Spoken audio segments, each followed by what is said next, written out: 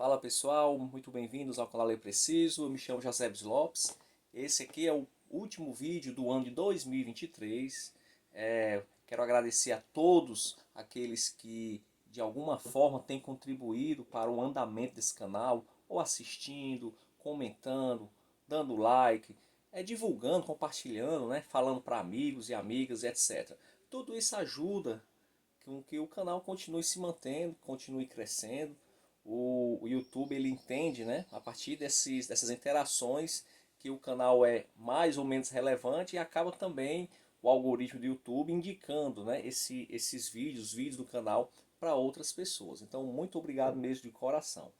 Quero agradecer também, principalmente aquelas pessoas que em alguns momentos, né, do ano mandaram mensagens para mim perguntando por que eu estava tanto tempo sem enviar vídeos, né? Realmente passei um ano bem complicado no que diz respeito a tempo, tanto de leitura como também de gravar, de editar vídeos. E muitas vezes, quando eu voltava a gravar e enviar vídeos, algumas pessoas me mandavam mensagem: que bom que você voltou, não pare, continue. E isso, assim, você não tem ideia como esse tipo de comentário, esse tipo de feedback, ele nos incentiva. Porque muitas vezes a gente está lá gravando, enviando, e dá aquela sensação, principalmente canal pequeno, assim como o meu, dá aquela sensação de que ninguém está dando a mínima, de que ninguém está gostando, muitas vezes. E eu não vou dizer que eu cheguei a pensar em parar, porque isso aqui eu faço porque gosto realmente, não tenho nenhuma pretensão assim de ser um grande canal, ganhar dinheiro com isso, etc. Se acontecer, é bem-vindo, mas não é a minha principal, meu principal objetivo. Então nunca pensei em parar, mas confesso que às vezes a gente desanima um pouco, né? E esses tipos de comentários nos ajudam bastante. Então, para todos aqueles que em algum momento mandou esse incentivo, né, mandaram esse incentivo para mim, muito obrigado. Eu desejo que 2024 seja um ano repleto de realizações para vocês, né? 2023 para muita gente não foi um ano fácil, um ano complicado. Muitas pessoas tiveram perdas, tanto financeiramente como de entes queridos, né? Eu mesmo perdi uma tia agora em outubro, mas a vida continua, né? A vida está aí para ser vivida. Que 2024 possa ser um ano melhor para todos nós. Que Deus possa nos ajudar a atingir os nossos objetivos em todas as esferas de nossas vidas, ok? E falar em objetivos, eu quero falar sobre algo que eu já fazia antes da pandemia. Para mim, a pandemia foi assim, um divisor de águas no que diz respeito a ritmo de leitura. É incrível como antes da pandemia, eu esteve anos, se não me engano foi 2018, eu cheguei a ler e a fazer resenhas de 48 livros. Ou foi 2017 ou foi 2018. Com a pandemia, mesmo eu estando em casa, eu não consegui ter esse ritmo. Alguma coisa aconteceu que eu não consegui ter esse ritmo de leitura, e de 2020 para cá o meu ritmo de leitura caiu bastante. E mesmo a gente voltando à normalidade, eu não consegui voltar ao ritmo de outrora. Então, assim, a partir de 2024, eu vou voltar ao que eu fazia antes, que era traçar metas mensais de leitura. Eu creio que isso ajuda a gente ter um foco, né? Então, alguns meses podem ser 3, 4 ou 5 livros, dependendo da quantidade de páginas de cada livro, tá? Então, para o mês de janeiro de 2024, eu separei 3 livros, tá? O o canal Ler Preciso, para quem já acompanha há algum tempo, deve ter percebido que as minhas leituras se dividem mais ou menos em 3 categorias.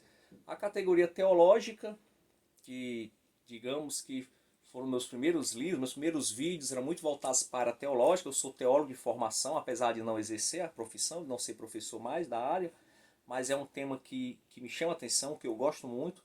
Então eu tenho um canal Livros Teológicos, livros que eu posso dividir como livros de economia, política, cultura em geral, essa parte de humanas, né? Apesar da teologia também ser considerada humanas, mas eu vou separar aqui, tá? Teologia, livros de humanas em geral, e a terceira categoria, ficção. Pode ser ficção nacional, internacional e etc. Pode ser clássicos ou não. Tá? Então essas são as 3 grandes categorias que eu divido aqui os livros do canal. Então eu tenho visitantes, eu tenho inscritos que chegaram ao canal Ler Preciso a partir de uma dessas 3 categorias. Né? E se você tiver chegado aqui de paraquedas, eu peço que você considere a possibilidade de se inscrever no canal, que isso nos ajuda muito. Então eu separei da parte teológica, para janeiro, de Abraham Kuyper, o livro O Problema da Pobreza, da editora Thomas Nelson. E da parte da economia, Psicologia Financeira, de Morgan Housel, da editora HarperCollins. E da parte da ficção, um grande clássico da literatura internacional, um livro grande, na verdade ele vem em duas partes, que é o livro de Fyodor Dostoiévski, Os Irmãos Karamazov. Esse livro, gente, eu ganhei em 2017 presente, é a terceira tentativa de leitura. Eu já interrompi essa leitura duas vezes, estou na terceira, já li a primeira parte. Vou concluir em janeiro, se Deus quiser, a segunda parte, ok? Por que eu interrompi? Porque o livro é ruim? Muito pelo contrário. É porque é um livro complexo, é um livro que realmente você tem que estar com a cabeça focada na leitura dele. Porque realmente é bom demais, mas é complexo. E assim, como é muito grande, eu acabei fazendo outras coisas e quando se para 1 ou 2 meses para retornar de onde se parou, não é muito legal. Então eu tive que recomeçar. Mas eu creio que agora em janeiro vou terminar, se Deus quiser. Então esses são os 3 livros que eu tenho programado para janeiro. Se você conhece um dos 3, se você já leu, comenta aí o que é que você acha, se são bons, se são ruins. Fique à vontade aí para participar nos comentários. Outra coisa que eu quero falar para vocês, para encerrar, é que eu estou pensando, ainda não me defini ainda se vou fazer ou não, de trazer uma quarta categoria para o canal, que é a parte dos quadrinhos. Alguém já deve ter percebido aí nas minhas estantes, né? Tem muitos quadrinhos. É um tema que eu gosto muito, sou colecionador de quadrinhos. Na realidade eu tenho mais quadrinhos do que livros. Eu leio muitos livros, mas eu guardo poucos. Depois que eu leio, a grande maioria eu vendo, troco. Eu fico com muito poucos realmente como livros de referência, tá? Mas quadrinhos não. É um hobby que eu tenho de colecionar. Principalmente, eu comecei na minha adolescência, né? Esse hobby. Eu acho que quase todo brasileiro começa por aí, pelos heróis, Marvel, DC. Só que a gente começa, vai ficando mais velho, mais maduro, a gente começa a entender que quadrinhos, alguns considerados como a nona arte, ele abrange muito mais do que quadrinho norte-americano. Tem um quadrinho europeu, no próprio quadrinho europeu tem um quadrinho italiano que é uma coisa, o quadrinho franco-belga é outro. Temos os mangás, né? Muita coisa boa também nos mangás. E quadrinho sul-americano, argentino e etc. E assim, de tanto ler quadrinhos, eu vi que tem verdadeiras obras-primas dos quadrinhos que poderiam ser faladas aqui no canal também. Vou dar só um exemplo de 3 que eu li recentemente, só para você ter uma ideia, se você ainda não conhece, que o quadrinho não é só Homem-Aranha, Super-Homem, Batman, etc. Olha aqui, para mim um dos melhores quadrinhos que eu já li, Leões de Bagdá. Tá? Isso aqui tem como pano de fundo a invasão do Iraque pelos Estados Unidos, ali no início dos anos 2000. Muito boa essa obra. Outra, que aqui é mais conhecida, Entre a Foice e o Martelo. Superman, Entre a Foice e o Martelo.